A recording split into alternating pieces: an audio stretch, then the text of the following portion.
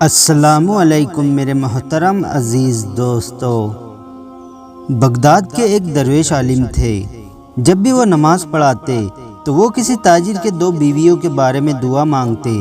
جب بھی نماز پڑھاتے تو کہتے، اے اللہ، اس تاجر کے 2 بیویوں کو اپنی خاص رحمت عطا فرما۔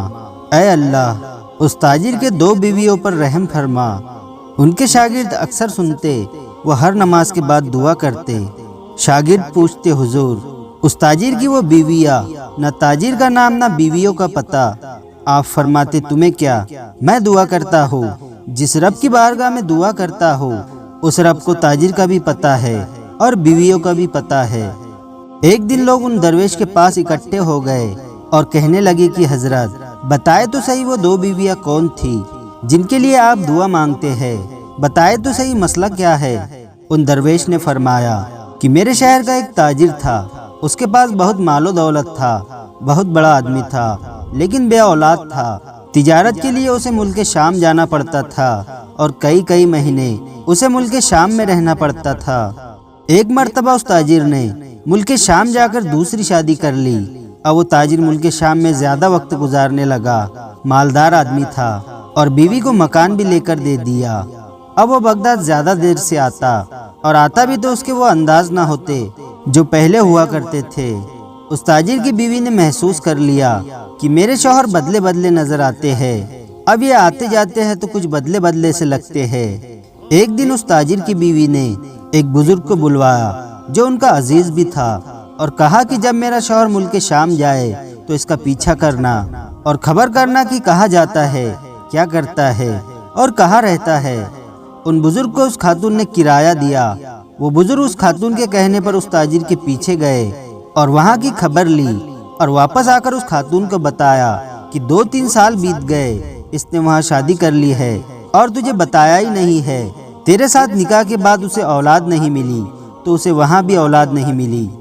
بیوی بڑی سمجھدار تھی، حوصلہ مند تھی، اس نے شور نہیں مچایا۔ اس نے کہا، جب واپس آئے گا تو میں اس سے پوچھوں گی کہ ایسا کیوں کیا۔ جب اس دفعہ شوہر آیا تو آتے ہی بیمار ہو گیا، بہت کمزور ہو گیا۔ اب خاتون نے مناسب نہیں سمجھا کہ میں اس کے آتے ہی اس کو کچھ کہوں کہ تم نے دوسرا نکاح کر لیا اور تم نے بتایا نہیں۔ وہ تسلی میں رہی۔ اس کا شوہر بیمار تھا، اس نے حوصلہ رکھا، خدمت کرتی رہی۔ کچھ دن گزرے، وہ تاجر انتقال کر گیا، فوت ہو گیا۔ اب راز کھل نہ سکا۔ اس خاتون نے عدت گزاری اور سارا مال جمع کیا تو اشرفیوں کی بوریاں بھر گئی۔ مال جمع کیا تو 4 بوریاں اشرفیہ جمع ہوئی۔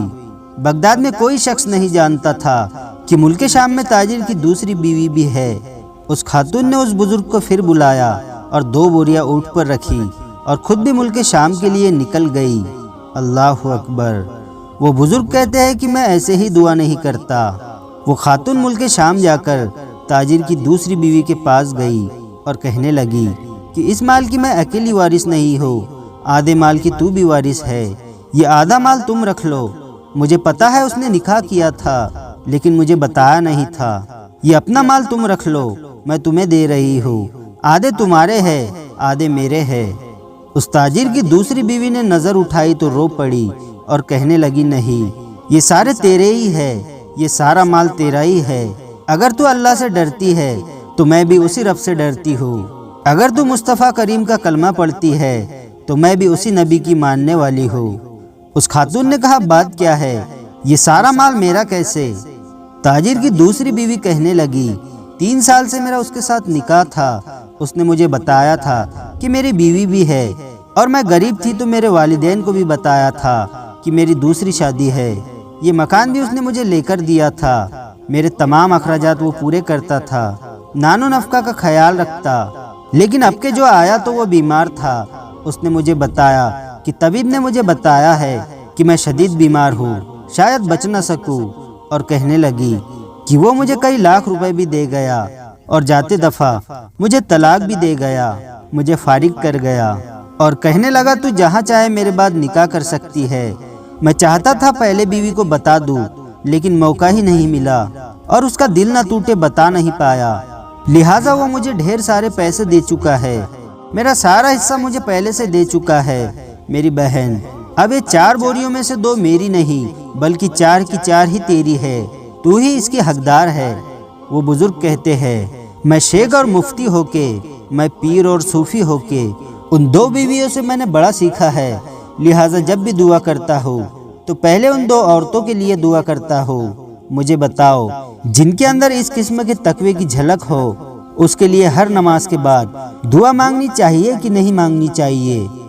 دوستو، جن لوگوں کے دل میں خوف خدا ہوتا ہے وہ سجے ہوئے ہوتے ہیں، وہ سورے ہوئے ہوتے ہیں، وہ دیانت دار ہوتے ہیں، وہ اپنے چھوٹے چھوٹے مکان سے بڑے خوش ہوتے ہیں۔ اگر ان کی نظر جاتی ہے تو خدا کی رحمت پر، کسی کی جیبوں پر ان کی نظریں کبھی نہیں جاتی۔ اگر انہیں لقمہ حرام آ جائے تو رات کو نیند نہیں آتی۔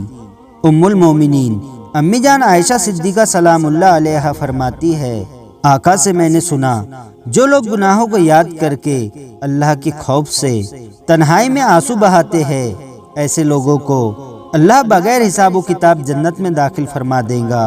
سبحان اللہ۔ اللہ تعالیٰ مجھے اور آپ سب کو عمل کی توفیق عطا فرمائے، آمین یا رب العالمین۔ تو دوستو، آج کی یہ ویڈیو آپ کو کیسی لگی ہمیں کمنٹ کر کے ضرور بتائیں، اور ویڈیو کو لائک اور اپنے دوستوں کے ساتھ شیئر ضرور کریں۔